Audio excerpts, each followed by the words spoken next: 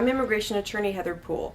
I'm speaking to you today about how to determine how long your immigration case could take. Always consult a competent, licensed immigration attorney about your specific situation. For more information about me, stay tuned until the end of the video to learn more about my extensive family-based immigration experience. So how long will my immigration case take? I hear that one a lot. This is the most common question I think immigration attorneys receive, and it's not a clear black and white answer, unfortunately. It will depend a lot on the type of case. Are you applying at the consulate or filing a change of status for extension of stay, or are you filing to adjust your status to that of a permanent resident in the United States? Processing time can vary depending on whether you are inside the United States or outside of the United States and where you are located. If in the U.S., immigration attorneys generally deal in rough estimates when giving clients processing times. I know it's frustrating to have no set period of time the case will take, and there are many factors that affect processing time that are outside of our control, such as staffing changes and even wartime conflicts that can shut down embassies. That could affect how long your case takes. However, the first type of processing time you want to figure out is how long it will take for your attorney to file your case. The attorney may need documentation from you that will take you weeks, if not months, to submit to the attorney, such as prior divorce decrees, death certificates, and other documents issued from a state agency. After the case is submitted to immigration, the attorney can give you a better idea of immigration processing times. If your case is sitting at a service center for uscis, you can go online to immigration's website at uscis.gov. Visit the processing time page and go to the service center monthly printouts for that service center.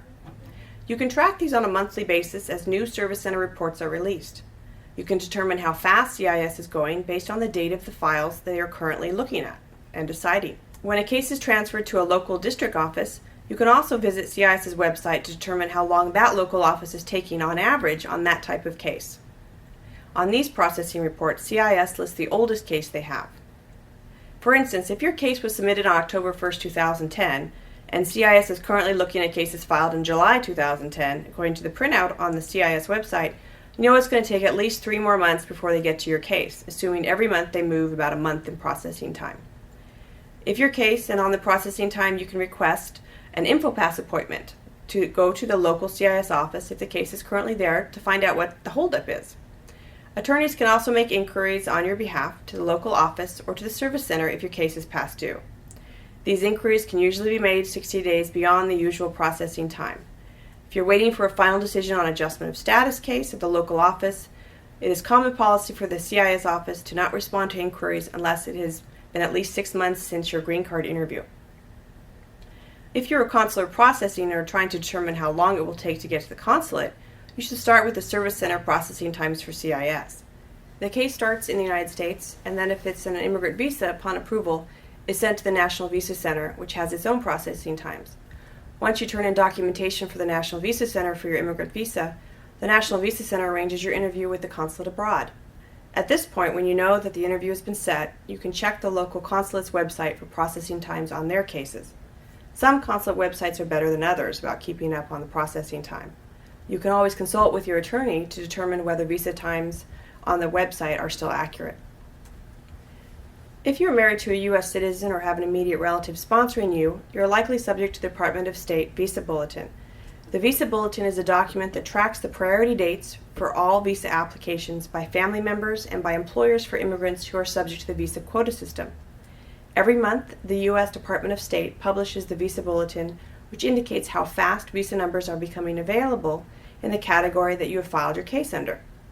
So even if you have an immigrant visa approved by a CIS service center, it won't be sent to the National Visa Center until your visa number is current or a priority date is current if you're not in the immediate relative category, which is defined as a parent or child under the age of 21 or spouse of a U.S. citizen. Most employment-based categories are also subject to the Visa Bulletin, and you're not immediately eligible for a green card application. In these circumstances, CIS routes a file to the National Visa Center, and NVC does not do anything until a visa number becomes available. You can track the visa number availability on the Visa Bulletin every month. When your visa priority date becomes current, then NVC will start sending you information to get the visa appointments scheduled at your consulate.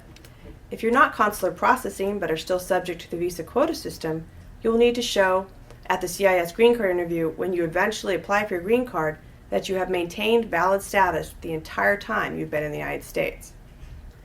To determine if your visa number is available so you can apply for a green card based on an approved immigrant visa, visit the Department of State's website at Travel.state.gov and search under Visa Bulletin.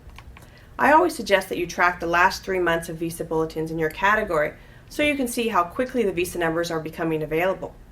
It's extremely important to speak with an immigration attorney about how long your case could take before you start it to determine if there's a way you can legally stay in the United States while your case is pending, if that is your goal. Knowing processing times can also be important to determine if you can keep the job that you have or apply for a new one depending on how long a visa will take to obtain. There may be other alternatives for you that are not discussed in this video.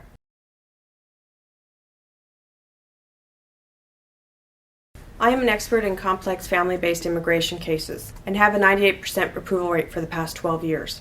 I am a nationally published immigration author and frequent public speaker on immigration topics. I regularly train other immigration lawyers on complicated marriage and family immigration cases for the American Immigration Lawyers Association, Federal Bar Association, and National Legal Education Providers. I represent clients all over the U.S., traveling to immigration interviews and deportation proceedings. Visit our website, humanrightsattorney.com, for more in-depth information and articles on complex family immigration issues.